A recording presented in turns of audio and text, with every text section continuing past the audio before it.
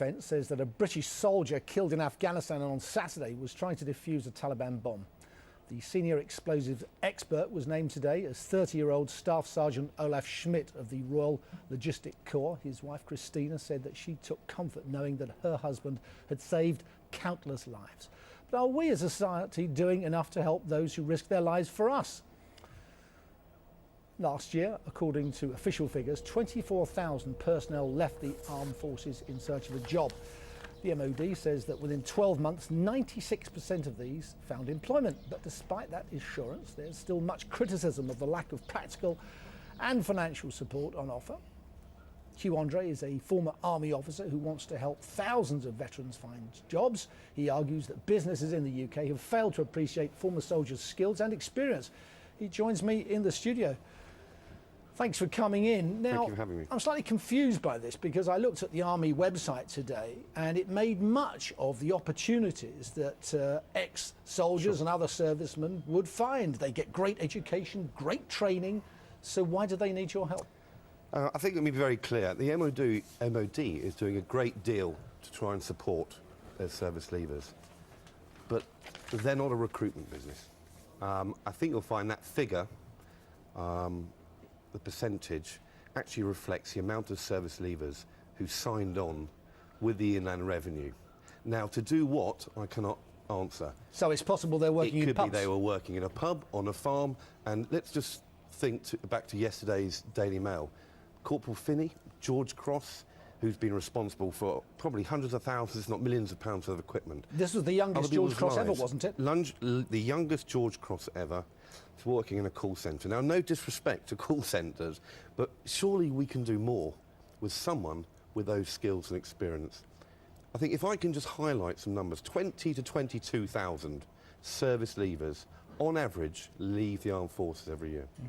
10% of those are officers, 10% of those have to leave because they've been medically discharged. I look at that pool of talent. We've already invested a considerable amount of money to train them. They're flexible, they're bright, they work under fire, literally. They can adapt, and they turn up for work on time. And I guess going sick for them is not really an option.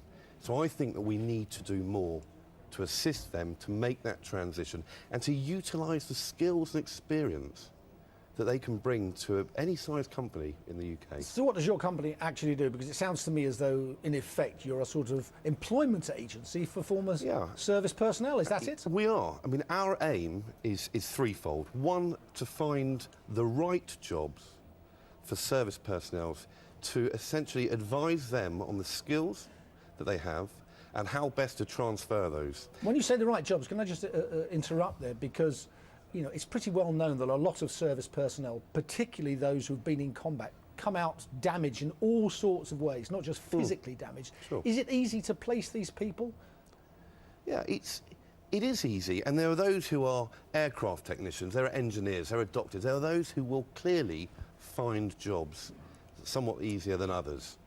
But we're talking about highly professional individuals here, and we don't make any differential between those who have medical problems and those that don't. I've cycled to Paris earlier this year with servicemen and women who lost limbs with Help for Heroes. They want to be treated as equals. What sort of response are you getting from British business? Because I would have thought on the face of it, this would be a pretty popular cause. Yeah. So far, the response has been excellent. Companies like Morgan Crucible, Millennium Hotels, we've been in touch with. At the moment, we're still developing our business. We're developing the infrastructure to make sure that we can support the front office requirement. But what I would say is I would say to a lot of UK companies, look to America and how the American corporates treat their veterans. If you look at Walmart are investing a considerable amount of money, time. They even have a senior British Army officer actually designing their retraining program for veterans. Now, your business, it's called ForceSelect, isn't it? ForceSelect, that's correct. It's not a charity. Nope. You're there to make money. How do you make money? Effectively, we look at the size of a company's turnover.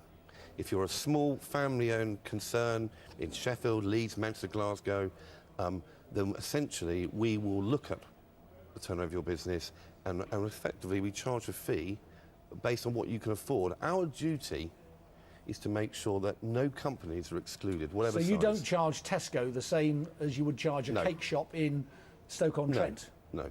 Tesco's can afford to pay more. Tesco's have a sizable recruitment budget. Now, the pool of former servicemen and women is massive. What Yes. kind of ex-service people make the best employees? That's what makes the best. We have to find the right service men and women for the right role. Clearly we have those who go into security, those who go into logistics.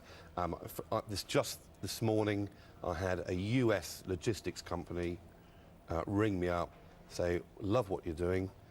We use veterans a lot in the US.